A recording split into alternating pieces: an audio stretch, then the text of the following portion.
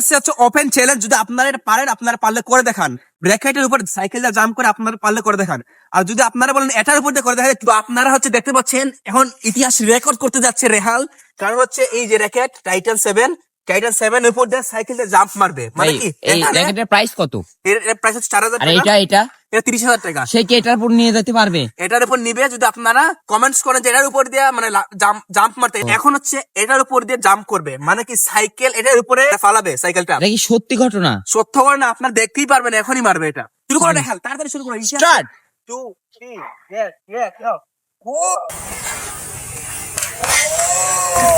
কাছে হচ্ছে open challenge, যদি আপনারা এটা পারেন, আপনারা পারলে করে দেখান। অত কমেন্ট ফালতু কমেন্ট না করে আপনারা করে দেখান। ব্র্যাকেটের উপর জাম্প করে সাইকেলটা জাম্প করে আপনারা পারলে করে দেখান। আর যদি আপনারা বলেন এটার উপর দিয়ে করে দেখাতে, 30,000 দামে র্যাকেটের উপর দিয়ে করে দেখাতে, এটাই তো করে দেখাবো। কিন্তু guys, আমি একটা কথা বলতে বল চাই। তাড়াতাড়ি।